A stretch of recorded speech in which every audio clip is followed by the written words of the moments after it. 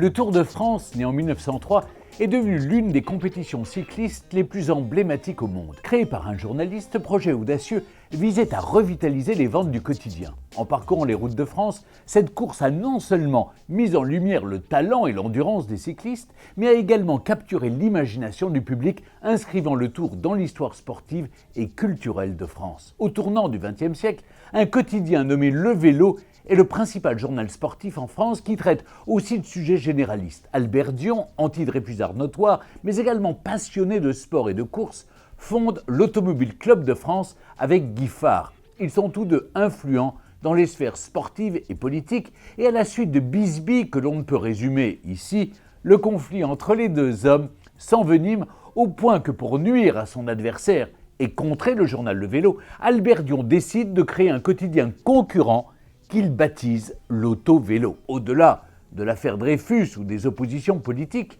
c'est aussi que M. Dion veut valoriser la discipline et l'industrie automobile naissante dans laquelle il a, par ailleurs, largement investi de ses deniers. Et pour diriger ce nouveau journal, qui paraît pour la première fois en octobre 1900, Dion choisit un certain Henri Desgranges, cycliste accompli, détenteur de quelques records, directeur de stade et grand promoteur du sport vélocipédique, alors le plus populaire auprès du public. La guerre des journaux est alors lancée, le cyclisme sera l'une de leurs armes. L'autovélo, pour doper des ventes, qui commencent mollement, il faut bien le dire, récupère les droits d'organisation de courses fameuses, la course Paris-Brest-Paris, et en crée de nouvelles, le Marseille-Paris notamment, dans le but de créer des enjeux et de livrer aux lecteurs des comptes rendus exclusifs. Guy Fard, de son côté, profite de ses relations avec le préfet de Paris, Louis Lépine, pour contre-attaquer en faisant interdire les départs depuis la capitale et même tout le département pour les courses chapeautées par l'autovélo. En 1902,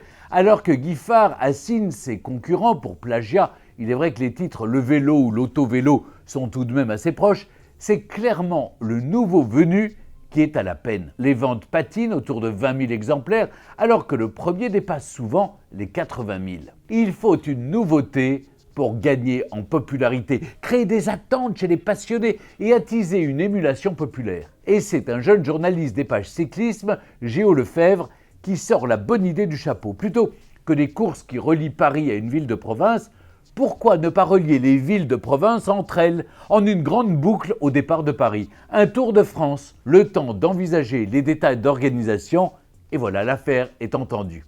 2 mois plus tard, l'autovélo perd son procès pour plagiat, et c'est donc sous le seul nom de l'auto qu'en juillet 1903, la Une permet à Henri Desgranges de s'épancher dans un vibrant éditorial sur les merveilles de cette nouvelle course et de ses vaillants semeurs d'énergie, ainsi qu'il surnomme les cyclistes. 6 étapes, 2428 km, 6 000 francs au vainqueur, 25 au dernier et 5 francs par jour à chaque participant pour une promesse sportive inédite. De l'effort et de l'abnégation, de l'énergie et de l'ardeur dans un exemple de vitalité qui doit sortir de la torpeur tout un pays. Puisque l'interdiction de départ depuis Paris obtenue par Guy Fard court toujours, c'est la ville de Montgeron qui est choisi, comme je vous le racontais au début de mon récit, jusqu'à Lyon, puis Marseille, Toulouse, Bordeaux, Nantes et enfin Paris. Le parcours suit globalement les grandes routes françaises, qui sont tout de même loin d'être toutes joliment asphaltées à cette époque,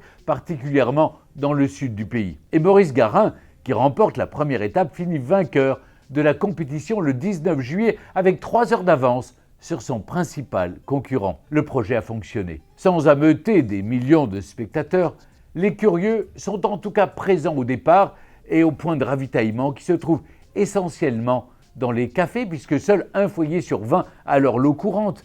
Des groupes de cyclistes amateurs se joignent parfois aux coureurs et l'on s'amasse dans les stades vélodromes pour des arrivées ou des exhibitions en marge de la compétition. Surtout, au-delà du public qui assiste au passage des cyclistes, cette compétition étalée sur quasiment 3 semaines, jours de repos compris, attire les lecteurs qui suivent les progressions, les abandons et autres péripéties comptées avec brio et un tantinet d'emphase dans les pages de l'auto. Les éditions spéciales dépassent les 100 000 tirages. C'est un succès commercial et c'est bientôt reparti pour un tour. Et si vous voulez retrouver l'intégralité de mon récit sur l'histoire du Tour de France, je vous invite à aller sur europe1.fr ou sur tous les sites de téléchargement de podcasts.